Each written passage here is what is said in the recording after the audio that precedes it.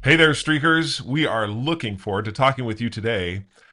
Our guest today is the founder and former creative director of global Swedish design and stationery business Kiki K, and founder of Dream Life, with followers in over 160 countries worldwide. She's a sought after coach, mentor, and international speaker, a passionate learner, and self improver. For 20 years, from startup until mid 2021, she founded and created global Swedish design and stationery business Kiki K, with retail stores across the world and an online presence serving stationery and design lovers in over 150 countries worldwide. She's the proud mother of two children, Axel and Tiffany, with her partner Paul. Her big, crazy dream is to inspire and empower over 101 million people, just like you, Streakers, to write their own dreams on paper and set about bringing them to life. Let's welcome to the show Kristina Karlsson, and let's start streaking. Christina, we're so excited to have you on today. Thank you. Oh, thank you so much for having me. That was a lovely introduction. I feel like I'm excited now to share some things that I've learned. I always tell I'm like, I feel like I'm at a sports event where it's like, all right, let's get ready to play. Let's do this. The announcing voice. I'm excited to talk to you today. I've been so looking forward to this because for two reasons. One, I love kind of your background story. And then two, I love this business that you have. Your dream life starts here. So I'm excited to talk to you about both of those, but I thought we could start with talking a little bit about kind of your early starts and the different countries that you ended up, where you came from and where you've ended up, and then how that led to where you are with starting the business that you have right now. Perfect. Thank you. Well, I grew up in Sweden on a farm, and my big dream as a kid was to travel the world because we didn't travel as kids. So when I finished school, I spent a year in the US, and then I spent some time in Europe, and I just loved traveling. And then I was doing a ski season in Austria, and I met an Australian man, and I thought I'll just go over to Australia for a year, and then I ended up staying here. And That's how it happens. Always those guys getting you. And then when I came here, I was only 22, and I was really lost. I had no idea what to do with my life. I didn't have any formal education more than, finish year 12. And I was just really struggling. I was homesick, moving from Sweden to Australia when there is no internet. This is just when internet kind of starting. It was really really tough. I spent all my money on my trips back to Sweden and phone bills, actually. So it was a bit of a challenging time, and one morning at 3 a.m. I woke up my partner Paul, I think for the fifth time, saying, what am I going to do with my life? And he was a bit over it, which is very fair enough, because I was just saying this so many times a day. And he said, why don't we write down what is important to you? So this is when I first put my first dreams on paper. And I wrote down that I wanted to drive to work every single morning and love what I get to do. And I reflect on that every single morning. And I was thinking about it this morning when I was having my coffee, and I was thinking, I am really living my dream to do a podcast with someone from the other side of the world that I just came across because of a book. It's amazing how we can connect today. So driving to work every Monday, I don't drive anymore. That's the benefits of COVID, I think, now. Yes. Completely from home. Right. And then I also want to have a business on my own, but I had no idea, no experience, didn't know what that was going to be. I wanted to have a connection with my country, being Sweden, so that was really important to me.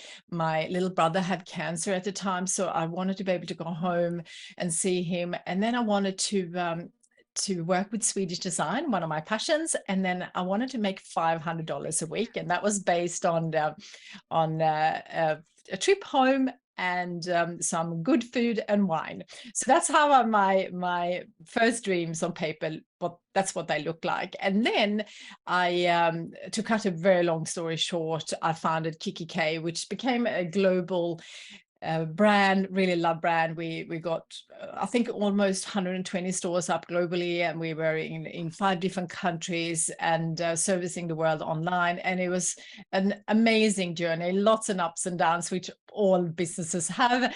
And sadly, in when COVID hit, we had so many perfect storms, and COVID, I lost KKK in COVID, during COVID, and that was really sad. We actually then got picked up by a US business, and then they decided to pull out after 1 year because the lockdowns here in Australia was really tough. So it was 2 horrendous years, really tough ones, but out of all the tough times come some good things. And I started my new business, which is Your Dream Life Starts Here. And then also, because I'm so passionate about journaling and products that really help people live their dream life, I also have a product store, which is the Dream Life Store.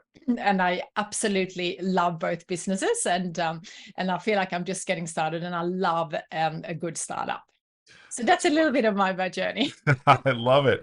As we go back, just curious. So when you started Kiki K, it sounded like me, it was something that with the Swedish design and stationery, it's something you wanted to do to stay connected to people, or to give people some way to stay connected. Is that right? Give us a little bit more behind that. Yeah, so it actually started back then. It was actually more about the home office, because when I started this business, I actually went out to buy some products.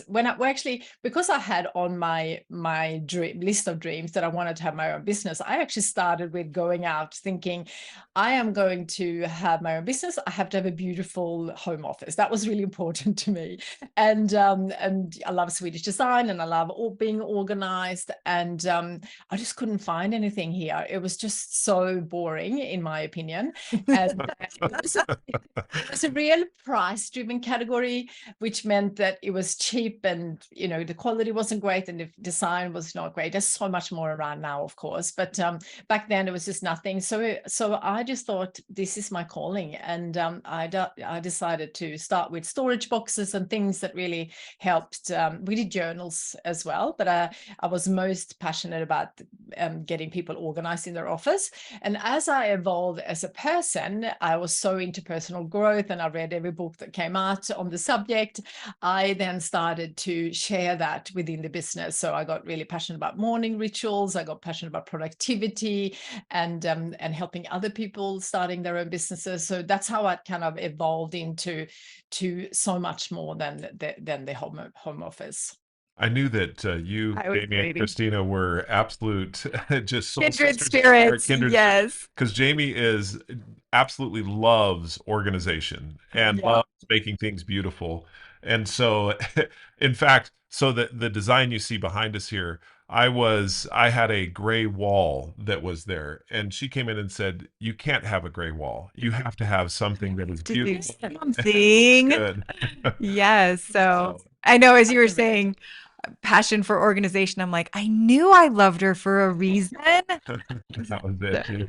So Yes, I love it. I love it. I love it. and then it's been so fascinating to me, because when I read about your story a little bit, it was a little heart-wrenching to think how hard it would be to have something that you had worked so hard at and had put so much effort and blood and sweat and tears, all that goes into a business, and reached a point that it was successful.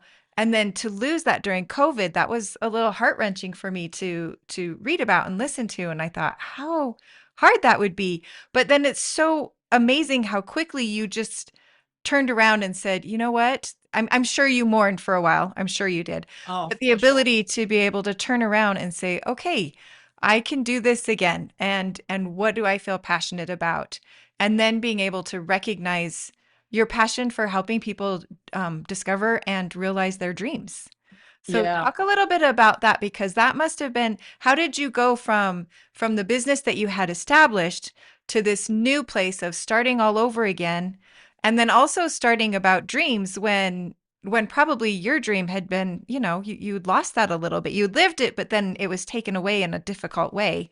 Talk Yeah. about that transition. Yeah, You it was went to that. really, really hard, because Kiki K for me was a family. It wasn't Yeah. just a business. I put everything into it. When we went through the administration, everything that I put into it, I never really thought, this is Kiki K and this is me. It's all all in one pot. Right. And even to things like my handwriting and all the things, and the business that bought us the second time, they yeah, anyway, they just send me legal letters and things like that. So it's been horrendous, to be honest. And it was really tough 2 years to go through all this. Saying that, I decided really quickly that I could go down with the business and personally just disappear for 2 years. And, because this was all over media. KKK is a very big brand here in Australia, particularly. And it was in every media. And I was really conscious about, the kids. And it was the most awful experience to go through. But through all the tough times, that's when we grow. And I decided really quickly that I'm not going to go down with the business. So I spent a lot of time reflecting, what was my next thing. And I already had my little side hustle, because I wrote my book, Your Dream Life Starts Here, a few years ago before KKK ended. And I then put it on as an online course, and now I now have a coaching program, etc. So I already had that, and I also had my podcast, and I was thinking, this is my passion, and my dream to inspire 101 million people. It's a big number, but it's really not about the number. It's about really thinking big and really reaching as many people as I can. And so how I got through this was really thinking about how can I mentally get through this, and it was extra tough, I guess, for us here in Australia, because our lockdown were crazy, especially in Melbourne. And but I just walked and walked and walked. I got up super early, and I just walked. I did all my meetings by foot, and I spent a lot of time journaling. I learned really quickly by this is before, even when I started my business, I always been doing the morning pages to really get through everything that I'm thinking out on paper, rather than just having it in my head or whinging to other people, which is an easier, an easy outlet. But I decided to really just work on myself and my mental health. And instead of feeling sorry for myself, I just felt like there were so many more people, especially through COVID, they were suffering much more than I was. People were losing, people were dying, and I couldn't attend the funerals. I couldn't travel. It was so many much bigger challenges. And a friend of mine passed away in cancer a few years ago, and I have him on my vision board because it reminds me that he would just love to be here to just deal with all the challenges. So perspective really helped me. I know that's not everyone agree with that, because there are research that says that perspective doesn't really help in tough times, but for me, it certainly did. And it just kept me thinking, how can I help others? So I started doing Instagram Live every week, and, just to show up. And that was really hard, because I had so many KKK followers, and it was definitely a challenge. But I decided if I can give to others, and if I can get through this, then there's something that will come out of it. And of course, now I'm so grateful to be back in control, because we were actually controlled by a private equity firm at the end, because we were growing, and we had a private equity investor. And I'm now so happy to be back in control and loving what I get to do. And I'm so grateful that I get to do what I love, and that's what I want everyone else to be able to do as well. That's why I'm so inspired, so passionate about helping people dream. So with Kiki K being such a big brand and just the notoriety that it brought, I have a little interesting question. How did your family deal with that? How are you to help your children and your partner? How did you guys work together to go through that? Yeah, so it was a real challenge for the kids to really understand. And during this, I was like, are we sharing too much? Because because we were in lockdown, everyone was at home, and my office in our house back then was really open, so they heard everything that they wanted to hear, and and everything you didn't want them to hear.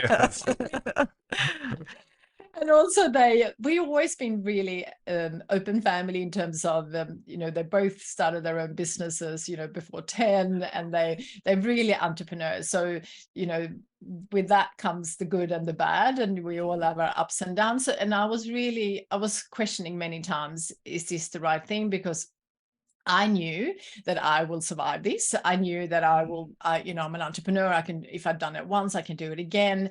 But, I wasn't quite sure if the kids were able to process it that way. So it was something that I often thought of.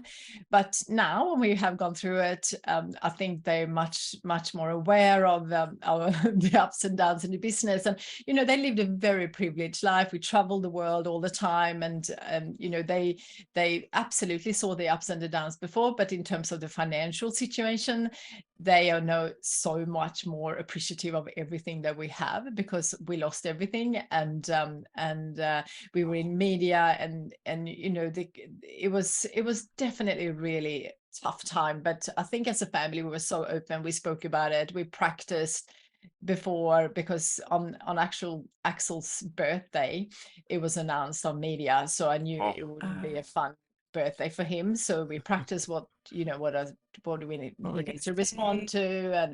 And my daughter, she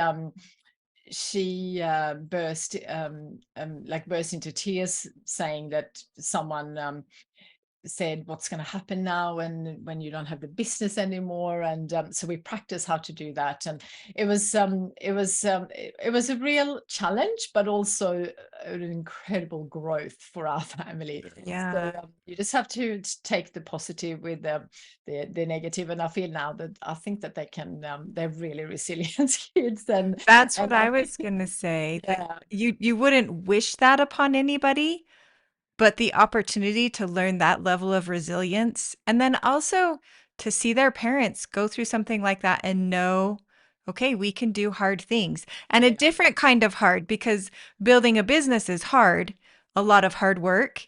Yeah. But you get up every day and you do the work, and that's a different kind of hard than losing a business. That's a totally, and so having your kids have the opportunity to see you go through that and then go through it as well. I look at it Losing and a think, business that was another family member. I mean, exactly. it was really another family member. It's like wanting children and losing. Yeah. So And I like think I that said, was, sorry, that was probably what Tiffany, she was like, what do you mean? It's like our family. Like they grew up right. in that office building, and Yes. like they just she couldn't get her head around it for a long time. She's like, what do you mean? And the administrators, the people who took over the business while it was up for sale, are often not very nice people, because they deal with Right. really challenging things. And we are a really like human first business, and we were always about the people and about living our dream while we were working. So it was a real shift, and it was just all like, and doing it twice was awful. It was so awful. And there was one person I was like, I didn't, because I surround myself with super inspiring people. And I think that's really important message for anyone listening, that when you go through challenging times, to be around supportive and inspiring people. Because if I was just listening to the administrators and what they was telling the team, and they cut me out, and they just did some awful things that I was like, how can you do this? I just didn't get, I just couldn't, I just never understood how people could be so awful. And of course I'm aware that that's happening, but I was never around it. So that was a real challenge. And I was like, I hope I never, lucky this was, the second one was in online only, and I was like, I just didn't even want to put the cameras off. I just didn't even want to see him. Don't want to do it this. was awful. But anyway, it was a very big challenge. So so now that ended and you started your dream life. And you started it though before. I mean, you had it kind of going when you had Kiki K going in your dream life, and you picked things up and started to work with your dream life. And as I look at that, and it's so inspiring as far as what you're now striving to do. What are some of the lessons that you learned from Kiki K that you're carrying forward into your dream life? Yeah, so I definitely don't want to have a big business in terms of people.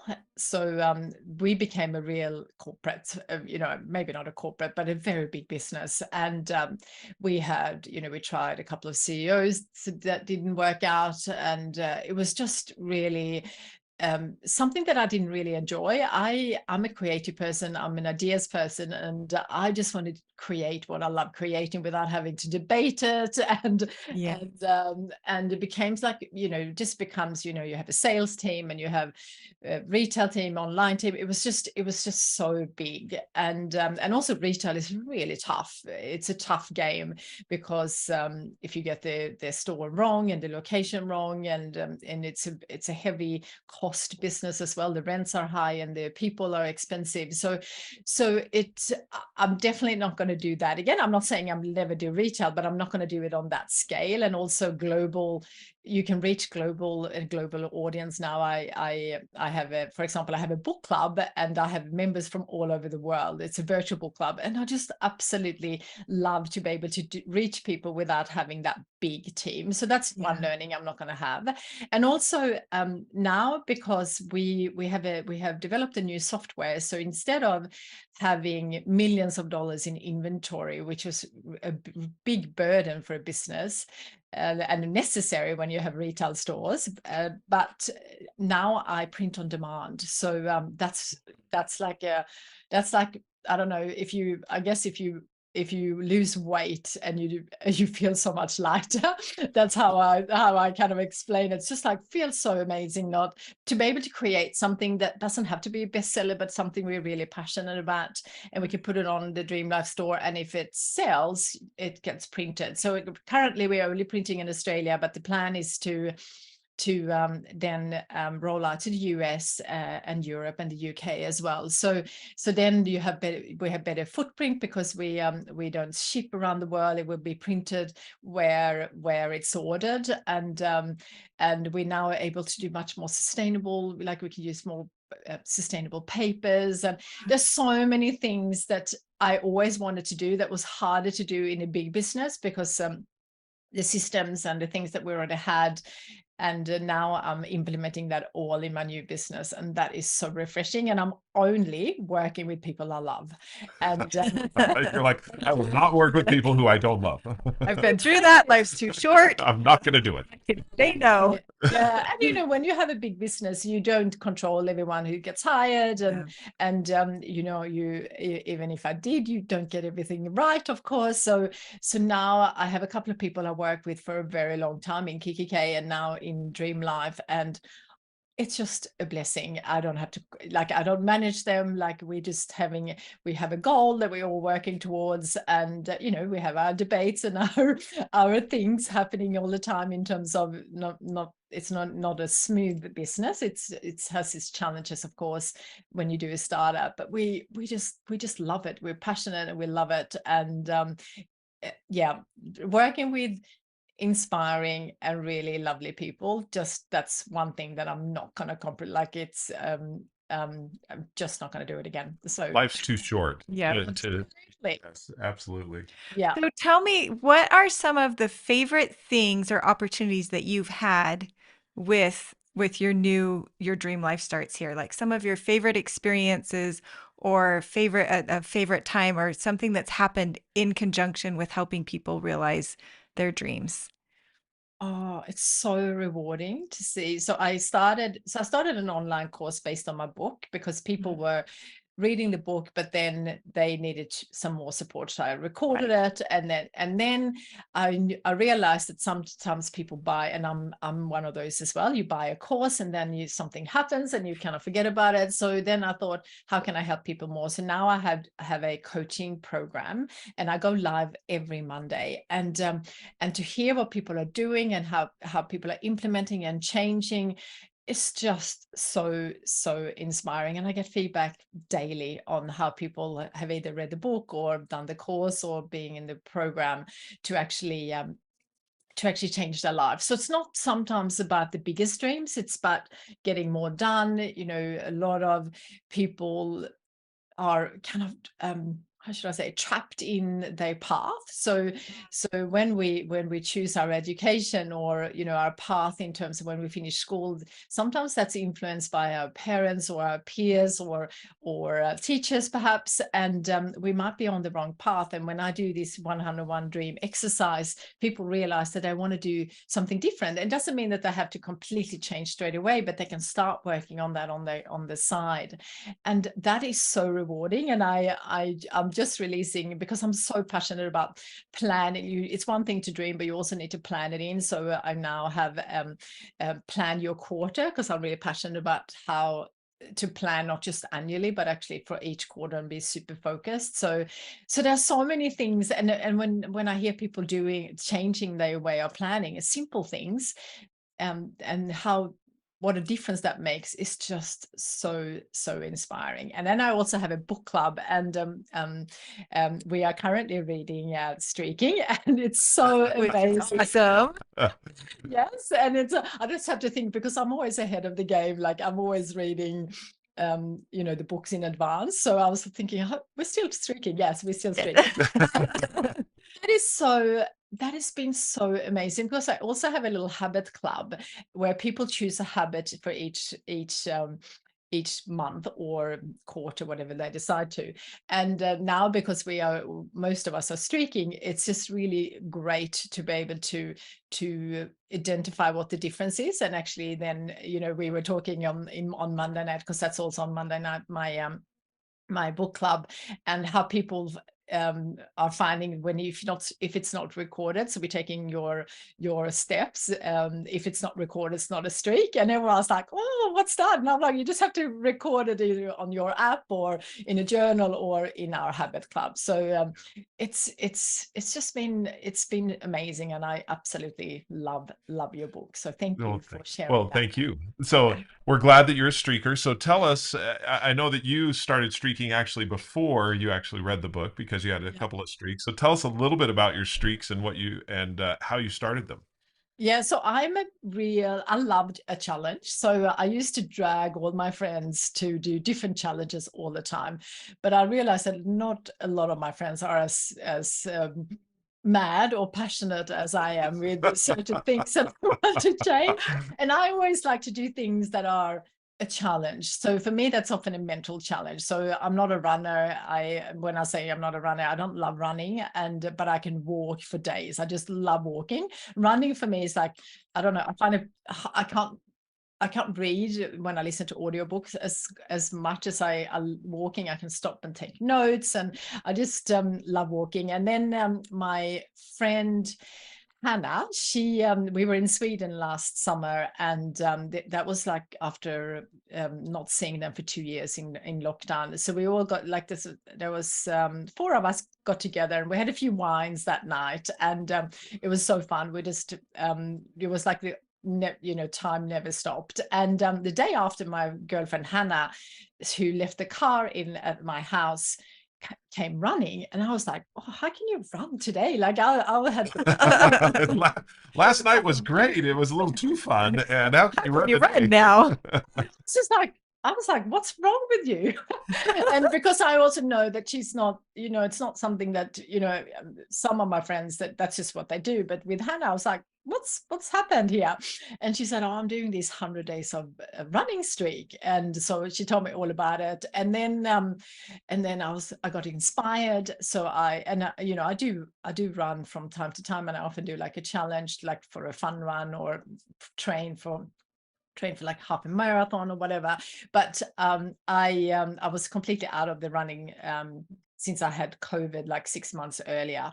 So I was like, oh, I'm going to do that when I get back to Australia, which was like just a few weeks. And then I was like, actually, beautiful nature in Sweden. I'm going to start tomorrow, when my headache was. And then I started, and my son Axel, we were on the same flight together, home back to Australia. And he said, well, you're not going to be able to do that because it's a 24-hour flight. And I said, yeah, no, with the time zones, I actually can. I worked it out. And he said, well, that means you have to run at 4 a.m. in the morning. I said, yeah, that's what I'm going to do. And then when you land, he said, because I am an introvert, so when I fly, I don't sit and talk with everyone around me. And when I get home, I just need my space and sleep. And so he's like, Mom, you don't even want to talk to people when you get home, let alone running. So we stayed at Copenhagen airport because it was a really early flight. I got up at 4 or 5, whatever it was, to run. And then I flew to Australia, and it was actually like a 30-hour journey. It was not a great connection. And when I landed 9 p.m. in Melbourne, it was cold, dark, and rainy. There is just no way I would have run for a habit, for anything, if it wasn't for a streak. For a streak, yeah. And the kids were like, oh, she's serious about this. and because I did 100-day of running, I actually couldn't stop. So, and because I actually didn't want to continue running every single day, because there's other things I want to do, and just don't think it's great for my body to run every single day. And I did very short runs on every second day. But when I got close to 200, I decided to stop. And everyone was like, why aren't you to do 200? And I just felt like it was time to do something different. But that's how powerful a streak is, that you can't even stop it. You can't do. We have a similar experience. When we were living in Georgia, we had been called upon to go. There had been was it a hurricane, I think, down in Florida. So we had gone down for the day to help them kind of clean up from the hurricane. Mm-hmm. And we were going to spend the night, but then we ended up deciding, oh, let's just drive home. So we get home and it's about 1:30 in the morning, and we're getting out of the car, and Jeff turns to me and he goes, we haven't done our running streak today. And I remember thinking, at that moment, are we actually going to do this? But it was actually a really fun memory and a fun experience. We were so dead dog tired. So we didn't run, we walked. We just walked around the neighborhood at 2 a.m. for a mile. But it was a neat time to kind of, even though it's not something I would have ever done had I not had that streak, but it also ended up being kind of a neat time to just decompress a little bit from all that we had seen and what we had done that day. And I find that happens a lot with the streaks. There's things that I'm like, if I didn't have the streak, I would never do what it was that I was doing. But then after I've done it, it has almost this ancillary benefit that I thought, right. It served a dual purpose. So I love that about the streak, that gets you out there and doing things that you're like, normally you would have been like, no, I'm not doing this. Absolutely. It's amazing. And, I look at the kids, because sometimes as a consequence of not following what they're supposed to be following, I take the phone away sometimes. And but they have made it. I made a deal that they can always do. They do like I think it's Snapchat streak or something, and they have done thousands of days, whatever. Right. And I'm always letting them not break the streak. Snapchat to me is the most powerful example of a streak. The things that they will do to keep that streak alive. Absolutely. So I had to promise that is fine to do, even if they got rid. I don't need to do that as much anymore, but that's one thing that I have to keep. So as you now press forward, I mean, do you have any other streaks that you started or stopped or that are looking at right now? Yeah. So currently I am doing a laughable simple streak. I'm doing it with my sister, and I read a book about, I'm really interested in health and well-being and longevity. And I read somewhere that doing 2 things is really good for your brain. And as I've got so much happening at once, so I need to have my brain 100%. And I'm also, a creative person that have a million ideas a day. So I need to have my brain in the best possible condition.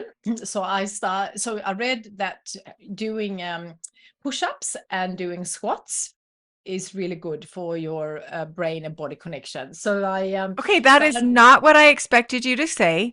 I thought it was going to be something like do a puzzle or meditate, but push-ups and squats. Okay. Yeah, but I'm doing it so simple. So I actually started, so I'm doing this with my sister, and we decided I want to do it so simple that I can't break it. Because if I had to do like 20, 30 or 40 push-ups, then that's gonna, take. So we started with two push-ups, Nice. 2 squats. So simple that you just can do it first thing in the morning.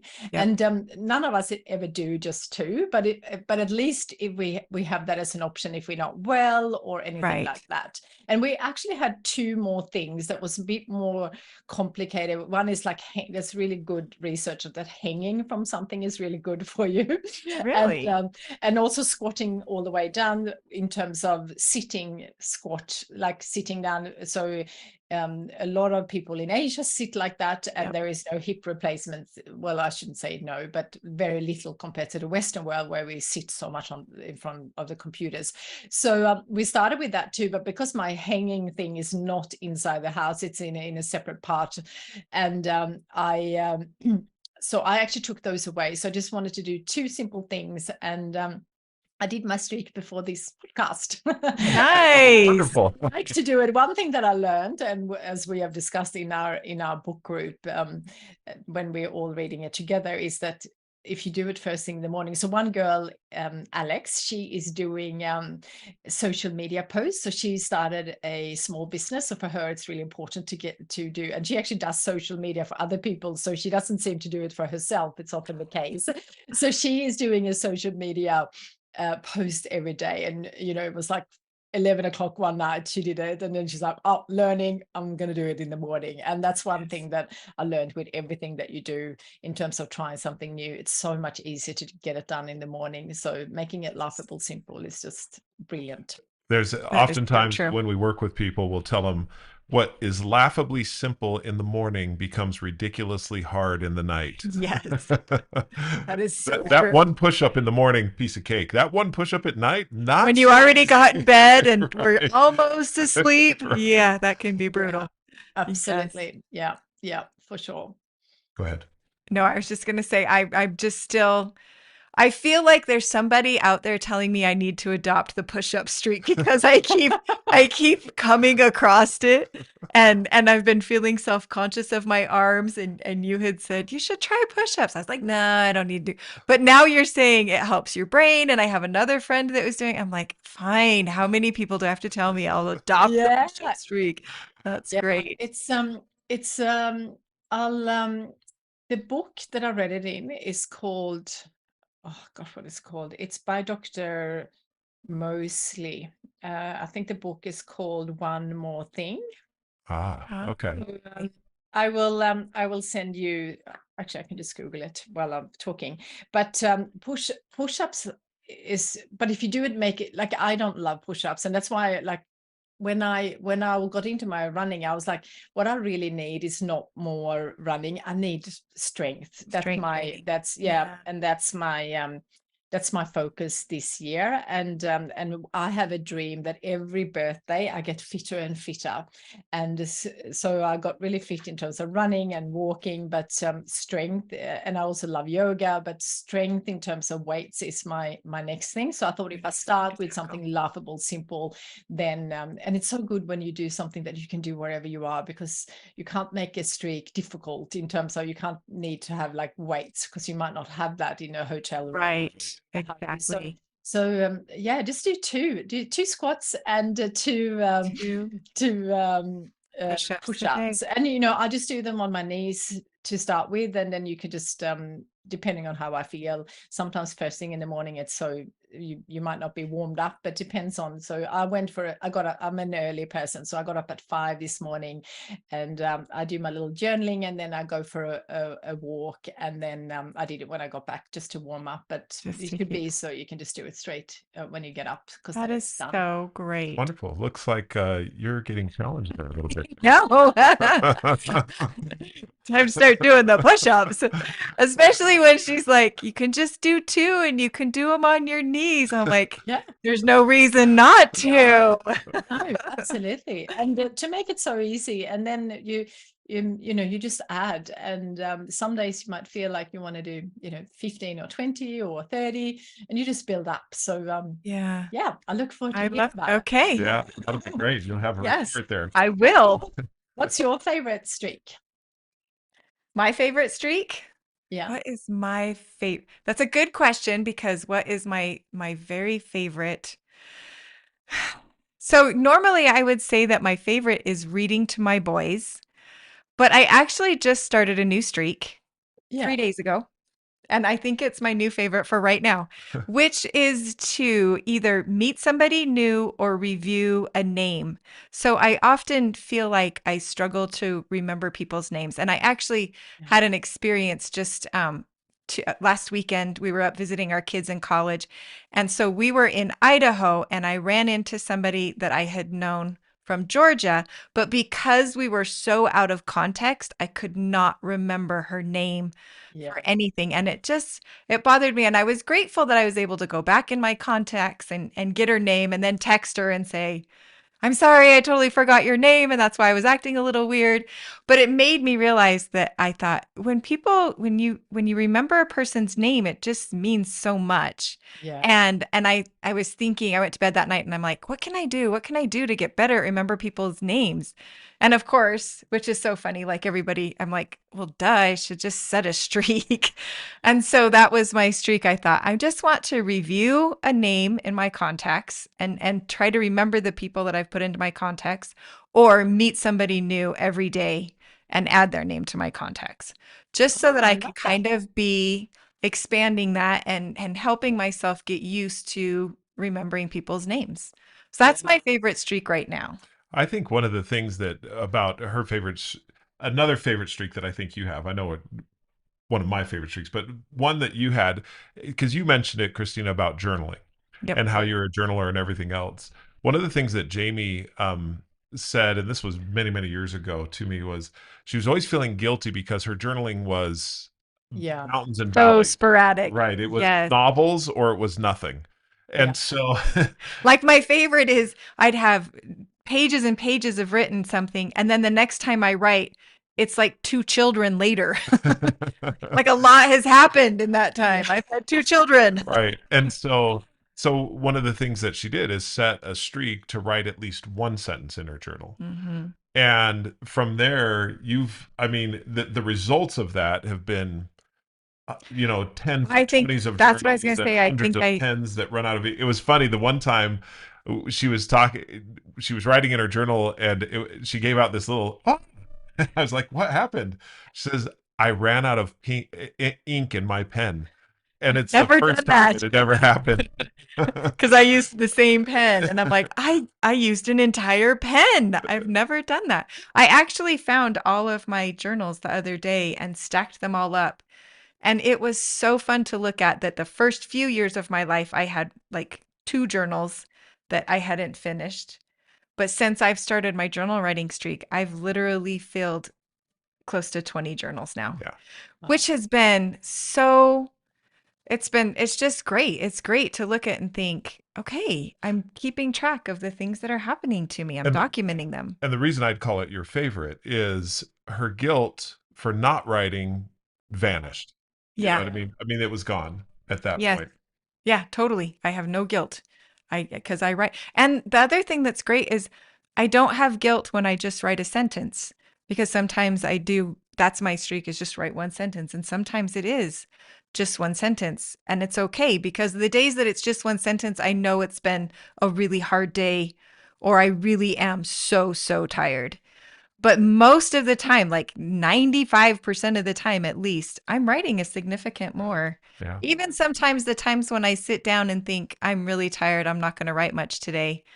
And then you get done and you're like, oh, I wrote a page. Who would have thought? But had I thought that I had to write a page, I wouldn't have done it. I would have been too tired and I would have put it away. So there is something magical about saying, look, this is all you have to do. And once you do it, you're successful.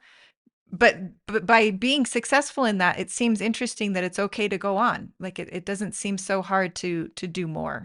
Yeah. So That's what I'd say is with you and Kiki K, you were successful at that. And so even though the hard times came and the failure came, you know what success tastes like, and you can transfer that now to being with your dream life, because that's what then I see you transferring to others is you can be successful, you can do these things even through the difficult valleys. You can climb the mountain again and get to the peak of what your dream is. Absolutely. And I think we kind of, yeah, like it was a business failure because we it's no longer mine, but I learned so much through that business, and my new business is just everything that I want. So it was my practice and then now I'm just so excited. And one thing that I identified, so with my journaling, and I think this is interesting for anyone listening who are not journaling, all my ideas comes from three places basically. One is my walks. So I sometimes listen to an audiobook, or so that's when I actually wanted to mention that when I started my running streak, I thought every time I do a new it's habit, but now streaks, I always read how can I become better. So when I started running, I always read about running, read about people who start running or are really inspiring runners, etc. And then I thought I need to find something about this running streak, and I don't know how. It must have been just by Googling. I'm not sure how I came across your book, and then I started to listening to that when I was running. And so when I run or walk, that's a lot of inspiration for me. And then my journaling is where I come up with most of my ideas. And it's just so amazing to be able to have a practice where you come up with ideas. And even in the most difficult times, if you journal, it just get it out of your system, so it doesn't sit there and you just go around and around in circles. So I actually did a 12-hour walk a few months ago, and I actually did a podcast with the guy who came up with this concept. He's from the US as well. And I because I walk so much, I thought it's going to be a breeze.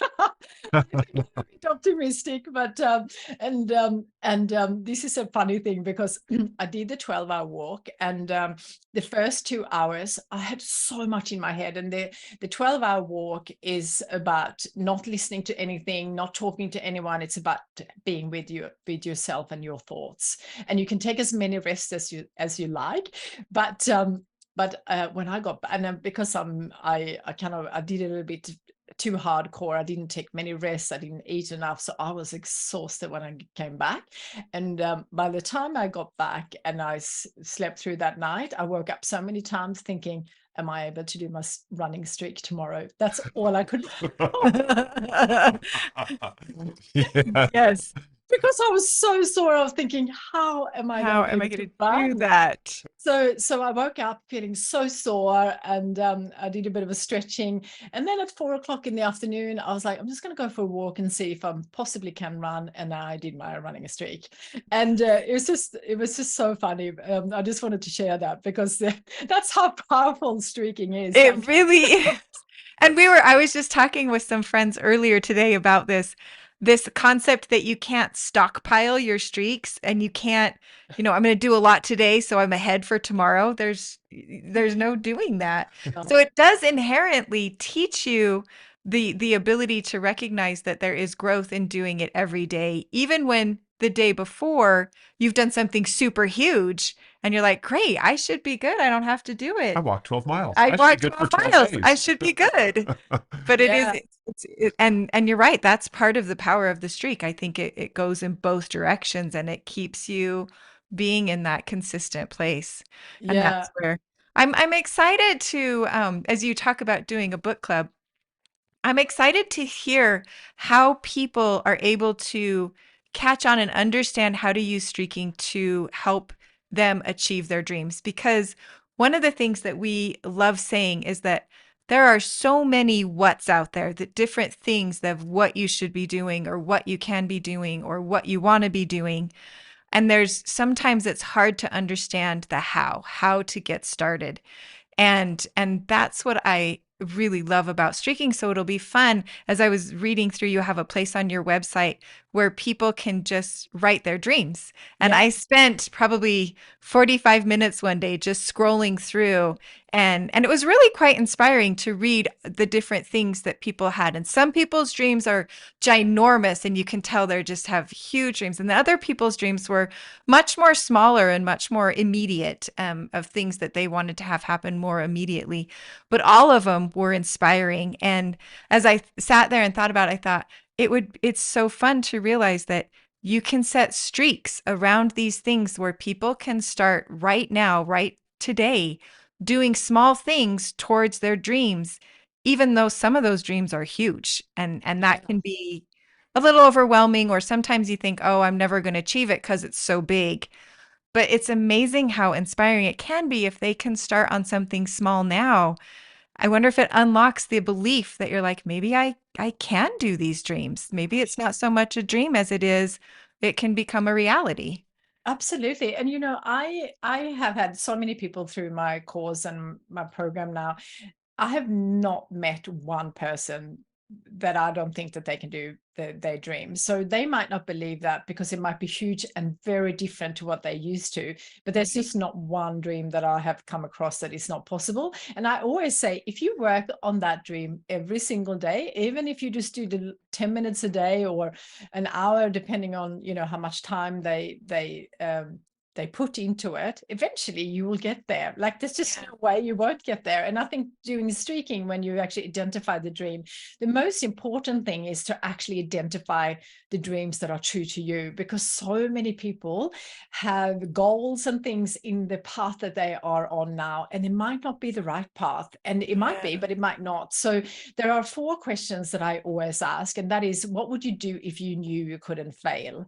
So even if the listeners took that sentence and answered that as a streak, even if they did like a short streak, like for the next 5 days, I'm going to write the answer to that question.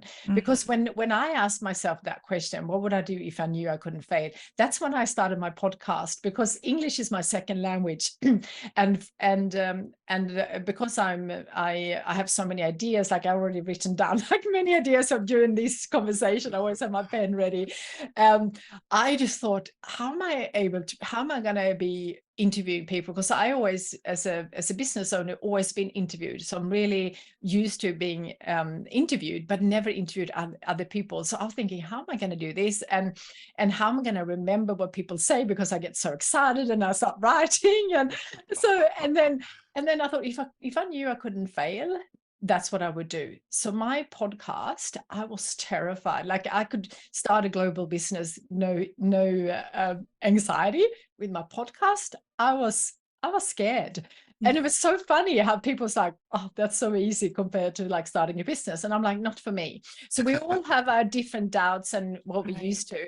And the first 50 episodes, I was like, I script everything, and now it's one of my favorite things to do, because I would never have came across you guys, because I would have read your book but not contacted you. And now when I read books, I was like, I love that message. I wanted to share it, and I always want authors, because I think authors are so amazing, because they put their knowledge that they have worked for years into a very easily observed, like concise formats. Yes. and you can learn so quickly, and I just love when people do that. So I always want to share the books and so people learn from them. So what would you do if you knew you couldn't fail? And then what would you do if you had all the money and the resources that you need? So most of us don't have all the money we need to do whatever we want. But if you had that, what would change? Because often we don't dream big enough because we think we can't afford it. We have a family to support, and we have a job, whatever, or a business that's not turning over that amount yet. So then if you remove that, like if you had all the money, what would you do with your life? And then just opens up like, and a lot of people, when they think about, if I don't need to think about the money option, a lot of people actually want to take their challenges that they had in their life and share that with others. And I think that is such a beautiful thing, because often when we help others, like for me who started dreaming, I'm like, would never have started a business if I didn't write my dreams on paper. And I had no idea. I didn't even know, because of a second language, I didn't even know what invoice meant. Like when someone said you have to create it, I worked for a travel agency when I came here to Australia. They said create an invoice. I was like, I don't even know what that is. So can you imagine, like thinking from that, starting a business? Right. Invoices now. That's wonderful. I paid a lot, but a lot of invoices over the time, and also created lots. But so those kind of questions, and also if you had all the health and energy, because not everyone have the energy or the health right now to be able to do whatever they want. What would they do if they had that? And that opens up a whole new world. That is wonderful. What wonderful questions. Well, we could continue on and on and on. We could. Unfortunately, we have to draw this to a close. Thank you so much for spending the time with us. Now, you are an author as well, and I want to encourage everyone to go out and get your book, which is Your Dream Life Starts Here. And you can order that, I'm supposing, at Amazon or anywhere books are sold. Actually, we're out of print. So it's only on my website, which is thedreamlifestore.com. Okay. For now. We are going to update it because there was so much Kiki K references in there. I'm now going to change that. So we're reprinting it. But for now, just thedreamlifestore.com is where you can buy the book. Okay. Yeah. And for those of you who are listening to this podcast and not watching it on YouTube, you should see Kristina's shirt. It says Dreamer, and it is absolutely perfect. And it is one, I want to get that shirt. I know. So there's a couple of products in your store that I either want to see if they're not there yet, or I'm going to order, which is going to be fantastic. If anyone wants to get a hold of you, best to go to where? Your website, social media, where should they get a hold of you? Yeah, so either contact me through the yourdreamlifestartshere.com is where we have all the courses and things, so you can email me through there, and or the Dream Life Store. It will get to me eventually anyway, but where I'm most active is Instagram, and that's just Kristina Dream Life, and that's where I share everything that I'm learning, and hopefully there will be some things there that will inspire people to live their dream life, whatever that is. Wonderful. Also, Streakers, in the Streaking app, you can look for the community Your Dream Life, and that will be the community where you can look at a couple of streaks that Kristina has and adopt those, and also post to that community. So we've set that community up for you in the Streaking app. Again, it's an opportunity for all streakers to be able to go out there and start your dreams, and do it by what wonderful questions Kristina asked. If you'd like to know more about streaking or would like to get a hold of Jami or I, you can do that by emailing me at Jeffrey, Jeffery, at streakingmastery.com, or Jami, Jami, at thestreakingapp.com. I said Streaking Mastery. Sorry, we just changed our website, thestreakingapp.com. Also, you can look at thestreakingapp.com, the website. Most importantly, though, download the Streaking app and start chasing your dreams today, one streak at a time. Well, Kristina, thank you for joining us. And for everyone else, we're looking forward to talking with you again. But until then, keep streaking. Thank you. A better you.